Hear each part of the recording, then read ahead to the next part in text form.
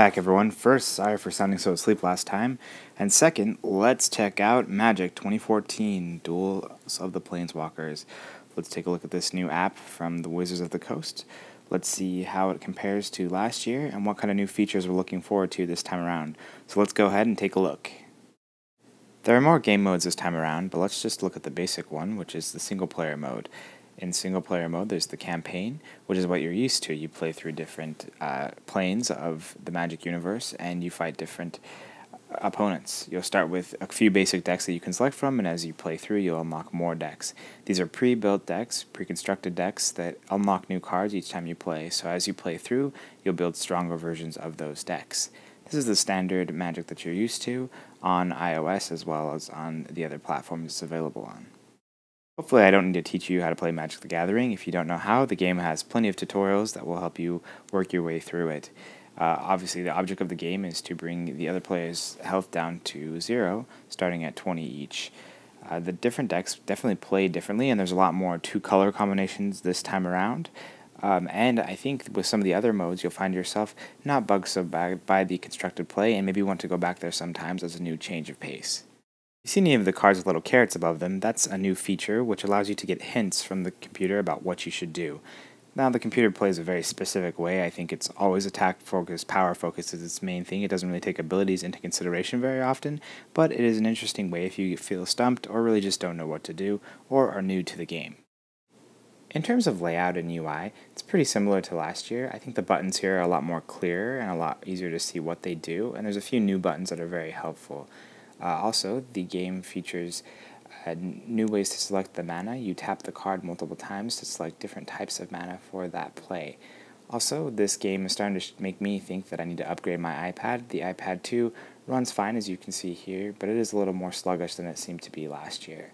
But still definitely playable and very enjoyable. This time around, there are several new features. You can look at your decks, which is pretty standard. There also is the addition of titles. As you play certain ways, you'll earn certain titles and you can decide what you want to be called by. This is kind of cool in multiplayer, as you can see what other people have chosen. There are also different achievements to unlock that occur when you do different things in the game. These achievements can range from very easy to very complex. As you can see, there are several different types of achievements. And they all have great art, and I think the layout this time around really is improved and allows things to be a lot more enjoyable when navigating, especially on the iPad. It seems almost a perfect fit for this platform.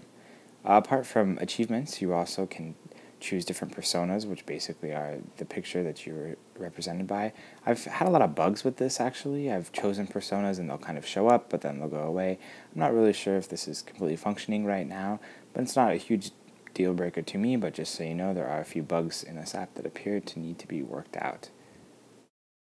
Apart from that, there are leaderboards in the game that show you where you stand with other players in terms of online and other things as that. You can check with friends as well as other players, which is pretty great. Apart from that, there's some more art in the game that allows you to see the videos as well as a gallery of all the planeswalkers with some art about each of them. If you've been reading about this app at all, this is what you should have been waiting for. Sealed play. Here we go. The ability to open booster packs, see what's in them, and build decks from that. It really is a great feature. Now, I don't know how many of the Magic 2013 cards we're seeing here, but there seems to be a pretty wide selection. Yes, you see a lot of the same things, but there are a lot of different rares there, and you'll see a lot of different strategies when you go online. So this is definitely pretty cool. There are a lot of cards to choose from and a lot of different paths to build your decks. You have complete freedom to build your deck, and you can choose to sort the cards in different ways to help you quickly access the cards that you need. Another feature here is that you can drop in some cards and then have the game complete the deck for you. Now, this is certainly helpful to finish off your decks. I also like to sometimes play around, throw in a super powerful card like this one that costs, I believe, 9 or 10 mana, and then go ahead and see what it builds for you. And also rate your deck above on some basic criteria that it identifies, which maybe might not be the best judgment, but is definitely, if you're a new player, a good thing to go by. When you open the boosters, you'll get several cards, and generally there are 2 or 3 decent decks that you can build with the cards. This is pretty cool as it gives you lots of play options from the one deck of cards, and you're free to rebuild your deck as you like, changing back and forth as you face different opponents or as you just want a different change of pace. You could also always restart your deck completely from scratch and start building again. You cannot open boosters again. This deck has its boosters opened, but you can continue to rebuild and tweak that deck. You can use your sealed decks online, which is the way I recommend playing them. You can also play against the AI to unlock a few more boosters. I believe bringing your total up to 10 or 11 boosters. This allows you to have a few more choices and a few more cards. The AI that you play are supposedly playing sealed decks, and you'll see that they kind of have the same sort of problems you have some strength and some weaknesses in their construction. They're not perfectly constructed decks that work together exactly the way they should. I have really enjoyed sealed play because I feel a sense of ownership of having built the deck and having quote-unquote owned those cards. One downer to the whole experience is that you have to pay them $2 every time you want to open a new bunch of boosters, and this is relatively inexpensive if you were to go to a shop and play Magic the Gathering, but in terms of iOS apps it can add up pretty quickly, so just be mindful of that and be careful of it as well. Overall, I've really enjoyed Magic 2014. I think they've taken what worked well on iPad in Magic 2013 and really increased it. The layout's a lot better here, it feels a lot fresher, there's new modes to play. I think the sealed mode was a great addition and something that is certainly welcome by many fans. It definitely might not fit every need you wish, you can't just open boosters continually, but it does give you that control, that deck building that you've wanted in this genre for a long time. The game is very high quality, however there are a few bugs. I've had booster packs disappear in sealed play, and I've also had situations where the personas do not seem to be working correctly.